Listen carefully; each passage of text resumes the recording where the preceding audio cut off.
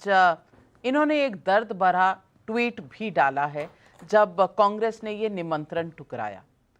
आचार्य जी, मैं आज आपसे पूछना चाहती हूं, आप इस निमंत्रण को ठुकराने के पीछे क्या वजह देखते हैं? आईयूएमएल की वार्निंग की वजह है, या ये कहीं प्रतिस्पर्धा है कि अगर हमसे मुस्लिम वोट बैंक छिटक गया, अगर हम राम मंदिर चले गए तो कहीं समाजवादी पार्टी को ना फायदा हो जाए, कहीं ममता बनर्जी को ना फायदा हो जाए, कहीं केजरीवाल को ना फायदा हो जाए, इस बात का डर है? ये अलायंस की प्रॉब्लम है, ये आइडियोलॉजी की प्रॉब्लम है, या फिर कहीं ना कहीं इस देश के जो मूल सांस्कृतिक और एक धर्म जो रिलीजन नहीं है, धर्म का रास्ता होता है सही रास्ता, क्या कांग्रेस उसी से भटक गई?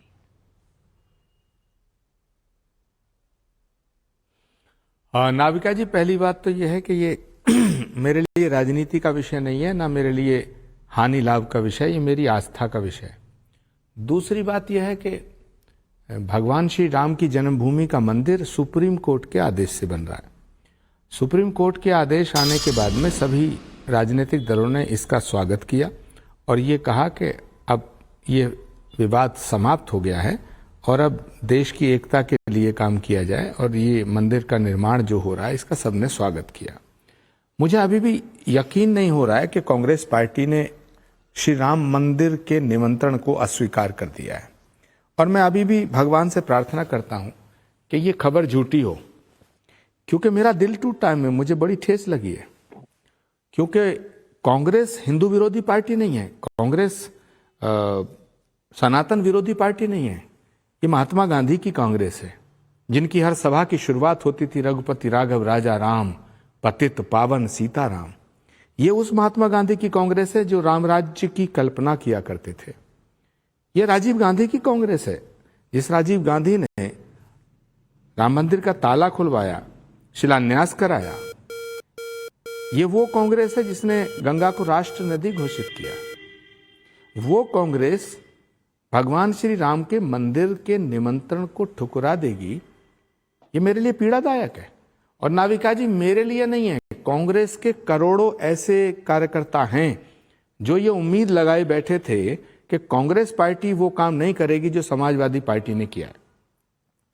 करोड़ों लोगों की भावनाओं को ठेस लगाने का फैसला, मैं आज भी कांग्रेस नेतृत्व से निवेदन करना चाहता हूं कि वो अपने फैसले पर पुनर्विचार करें, क्योंकि कांग्रेस पार्टी किसी एक धर्म की, किसी एक जाति की, किसी एक वर्ग की नहीं। और फिर राम भाजपा के थोड़े ही हैं।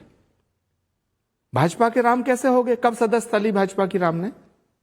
राम तो अखिल कोटि ब्रह्मांड नायक राम है, कण कण में राम है, सबके राम है, राम सबके हैं और सब राम के हैं।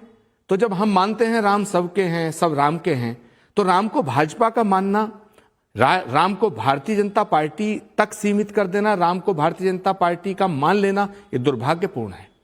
राम मंदिर को आरएसएस का मान लेना, यह दुर्भाग्यपूर्ण है। राम मंदिर को विश्व हिंदू परिषद बजरंग दल का, विश्व हिंदू परिषद, बजरंग दल, आरएसएस, बीजेपी, मेरे भी हमेशा खिलाफ रहे हैं लोग। उनके बहुत से कार्यकर्ता हैं जिन्होंने मेरे खिलाफ कितना जहर उगला पिछले 10 सालों में, लेकिन मैं भगवान श्री राम के दर्शन करने जा रहा हूं। मेरा सौभाग्य, मैं इसे अपना परम सौभाग्य मानता हूं। मंदिर राम का है, मंदिर भाजपा का थोड़ा ही है। इसलिए सारे विपक्षी दलों को, चाहे वो इधर के हों उधर के हों, सबको राम का दर्शन करना चाहिए। और ये निमंत्रण जिनको आया उनका परम सौभाग्य था, और जो निमंत्रण पाकर के नहीं जा रहे, ये मुझे नहीं लगता कि ये हमारे लिए ये शुभ संकेत है। और एक बड़ी विडंबना है नाविका जी, बड़ी पीड़ित स्थिति में हूं मैं, और मैं बहुत ही इसमें द्रवित भी हूं, दुखी भी हूं। मेरी आस्था को ठेस लग रही है। मैं एक तो पुनर्विचार करना चाहता हूं कांग्रेस पार्टी के शीर्ष नेतृत्व से कि जिसकी सलाह पे भी यह काम हुआ, इस पर पुनर्विचार करें। दूसरा, एक अजीब स्थिति है कि राम के निमंत्रण को, मंदिर के निमंत्रण को वामपंथी दल के सीताराम येचुरी ने ठुकराया, जिनके नाम में सीताराम है। और कांग्रेस पार्टी के वरिष्ठ नेता हमारे जिन्होंने आज ये बयान जारी किया, उनके नाम में भी राम है। राम के बिना भारत की कल्पना नहीं की जा सकती नाविका जी। राम के बिना भारत के लोकतंत्र की कल्पना भी नहीं की जा सकती। राम भारत की आत्मा है। जहां तक सवाल है कि भाजपा का, कांग्रेस का राजनीतिकरण का, ठीक है, यह बात पक्की है कि भारतीय जनता पार्टी को राम के मंदिर का नाम इस्तेमाल करके उन्होंने इसका राजनीतिक लाभ लिया है। लेकिन गलती हमारी भी है कि हम राम से विमुख क्यों हुए। और आज हमें सौभाग्य मिला था, आज हमें एक मौका मिला था। मैं तो समाजवादी पार्टी के राष्ट्रीय अध्यक्ष अखिलेश यादव जी को आज दोपहर मैंने बयान दिया कि भाई आपको निमंत्रण मिला, आपको ठुकराना नहीं चाहिए था। मैंने ये बयान दिया, लेकिन मेरी पार्टी ने ही निमंत्रण को ठुकरा दिया। आपको लगता है हिंदुओं की आस्था आचार्य जी, आपने कहा राम के नाम में नफा नुकसान नहीं देखना चाहिए, मतलब नहीं क्या? मैं पूछना चाहती हूं, क्या कांग्रेस ने ये निमंत्रण इसलिए ठुकराया क्योंकि वो इसमें अपना नफा नुकसान देख रही थी? देखिए नाविका जी, मैं इसके विषय में इसका जवाब मैं नहीं दे सकता। इसका जवाब उनसे लीजिए जिन्होंने ये पत्र जारी किया है। इसका जवाब हमारे लोकेश जिंदल जी, लोकेश जिंदल जी जवाब दीजिए, जिनकी सलाह पे उन्होंने ये फैसला किया है। लोकेश जिंदल जी जवाब दीजिए। राम में भी नफा नुकसान, लेकिन मैं आज भी नाविका जी कह रहा हूं कि इस फैसले पर पुनर्विचार होना चाहिए। आचार्य जी ने बहुत अच्छी बात की कि कांग्रेस महात्मा गांधी की विचारधारा की पार्टी है और 1948 में जब सोमनाथ मंदिर का निर्माण हो रहा था, उस समय महात्मा गांधी ने कहा था कि ध्यान रखें कि इस मंदिर का निर्माण राज्य खर्च द्वारा ना हो, किंतु प्रत्येक हिंदू जो है अपने जेब से इसका खर्चा दे। फिर भी पंडित जवाहरलाल नेहरू जी ने यह निश्चय किया था कि सोमनाथ मंदिर की स्थापना हो और उसे राज्य से दूर रखा था, ताकि भारत देश जो है एक सेक्युलर स्टेट की अपनी आइडेंटिटी बनाकर रखे। हम इसी विचारधारा के तहत है।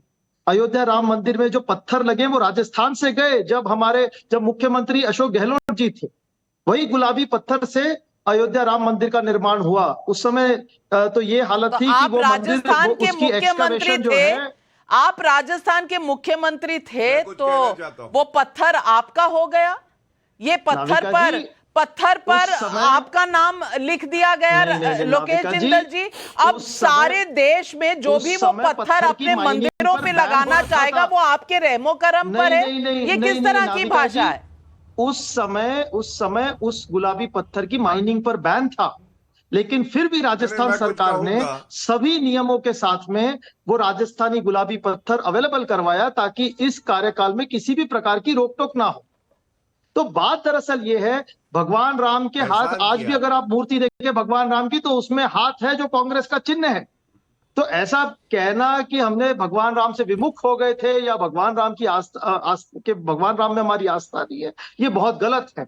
दरअसल हम भगवान राम के सिद्धांत पर गौरव भाटिया जी, मैं आपको ये भी ट्वीट दिखाना चाहती हूं। अर्जुन मोडवाडिया, भगवान श्री राम आराध्य देव हैं, ये देशवासियों की आस्था और विश्वास का विषय है। कांग्रेस पार्टी को ऐसे राजनीतिक निर्णय लेने से दूर रहना चाहिए था। अब ये कांग्रेस से और आवाजें आ रही हैं। गुजरात कांग्रेस के पूर्व अध्यक्ष हैं ये, आचार्य जी की आवाज के साथ आवाजें मिलती चली जा रही हैं। क्या कांग्रेस पार्टी देश के मूल सिद्धांतों से इतनी दूर हो गई है कि उन्हें किसी की आवाज नहीं सुनाई दे रही?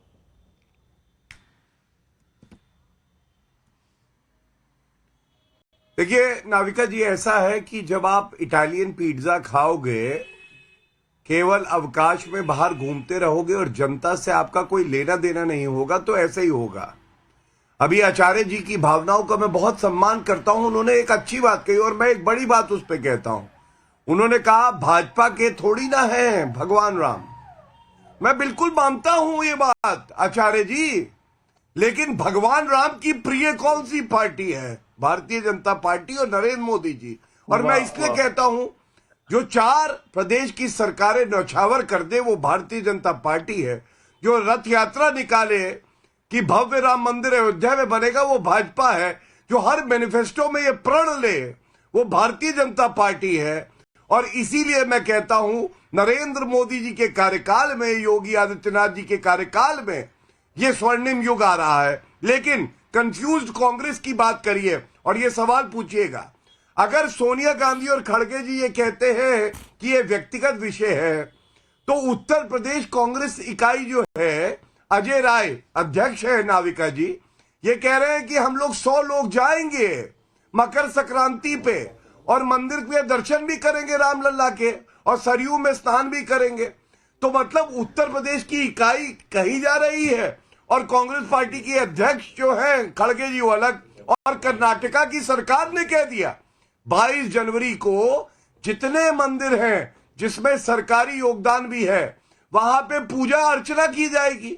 अरे भाई, कर्नाटका की सरकार कर रही है, वो सेक्युलर थोड़ी ना रहेगी। अब वो सेक्युलर नहीं है। और दूसरी बड़ी बात, ये बॉयकॉट कांग्रेस है।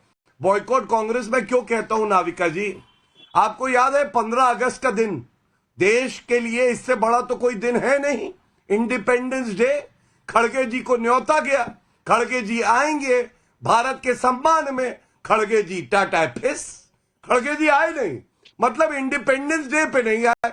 अब नई पार्लियामेंट बिल्डिंग का इनॉग्रेशन था, न्योता गया खड़गे जी को, सोचा खड़गे जी आएंगे, सोनिया माता से पूछ के आएंगे, लेकिन खड़गे जी आए नहीं, टाई टाई फिस हो गई। अब भव्य राम मंदिर, सोनिया माता से पूछने में समय लगा। सोनिया माता ने कहा तुम अगर गए तो समझ लेना कुर्सी बचेगी नहीं, या तो कुर्सी बचा लो या तो हिंदू बन लो। और इसके डर के उन्होंने वही लिखा जो सोनिया माता ने और राहुल गांधी ने कहा। और इसीलिए मैं कहता हूं, वैसे कोई भी शुभ घड़ी हो और कोई अगर द्वेष भावना से आए, मन में ईर्ष्या हो, सोच में कालक हो, ऐसा व्यक्ति ना आए तो अच्छा है। पुण्य का एक काम हो रहा है, सारे भारत के हर नागरिक को हर्ष की अनुभूति हो रही है।